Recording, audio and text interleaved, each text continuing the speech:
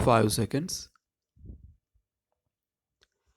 Dear shareholders, I welcome you all to this ninth general meeting of the company. The annual report has been with you for some weeks, and you will have noticed with some satisfaction that your company has performed remarkably well despite the adverse market and economic conditions. The year was characterized by continuing recession in several segments of Indian industry, particularly consumer durables.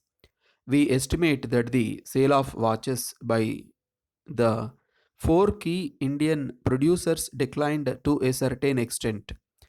In contrast, our watches were in good demand, but the sales in the last 4 months of the year were affected by social and political disturbances in many urban centers. The country needs to ponder the economic consequences of political conflict, which has hampered the country's economic revival and diminished its ability to move ahead of other developing countries. The consumer sentiment, which is an important factor in the sale of consumer durables, remained low throughout the year because of political uncertainties. The erosion of assets on the stock exchanges restricted money supply. The high rates of interest also were responsible for lower sales. Competition was fierce throughout the year. Profit was also affected by inflation, high interest payments, sharply higher wages, and increased excise duties. Inflation is not a serious worry for the current year, barring the price of gold. Following a wage settlement with the representatives of employees, it is expected that the per capita wage costs are expected to rise only marginally in the current year. The company's rights issue will ease the pressure of interest rates. If the excise duty increase had not taken place, the profit for the year would have doubled. Because of highly competitive conditions, the company had to adopt a cautious approach to price increases.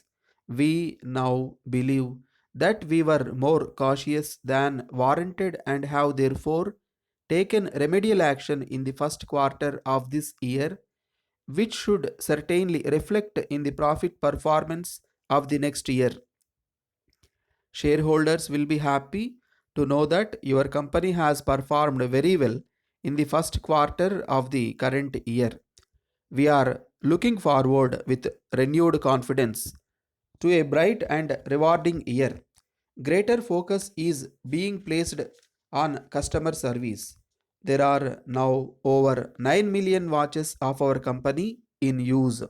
It is our belief that when a customer walks into a shop to service our watch, there are, in fact, three types of repairs which need to be effected: repairing the watch, repairing the feelings of the customer, and repairing the damage done to the company's image. Attention, therefore, has to be given to the physical environment in which the customer is received, the manner in which he or she is dealt with by the service personnel, speed and quality of the repair service, and the charges for repairs are also important. We believe that the servicing of a watch should be treated as an opportunity to strengthen the bonds between the brand and its user. Another great opportunity awaits your company in the area of fine jewelry. The world's biggest buyers are turning to Asian suppliers in search of lower prices and higher volumes.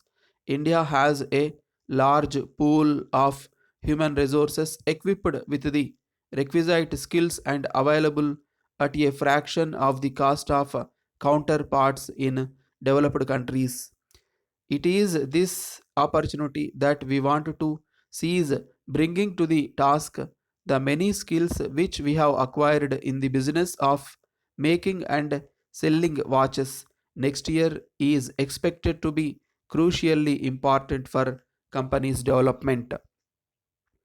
My dear Prime Minister, I address you for the second time so soon after the first, because the statement about the situation in India made in Parliament by the Secretary of State indicate a degree of complacency on his part, which to one on the spot seems scarcely justified.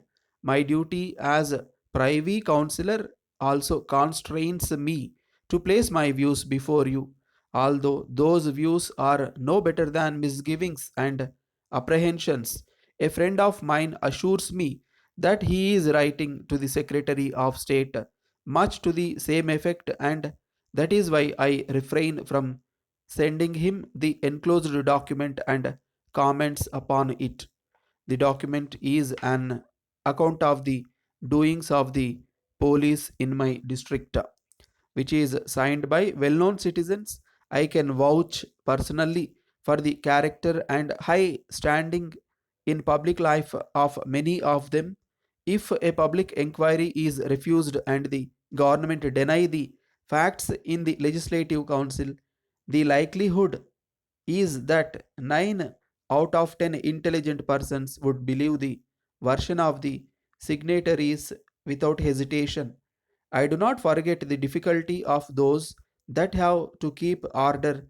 Non-violent civil disobedience is a novel method of agitation, and the public sympathy and attention which the agitators obtain put the authorities in an awkward position. But there are remedies. The one that the government have chosen is open to the gravest objection.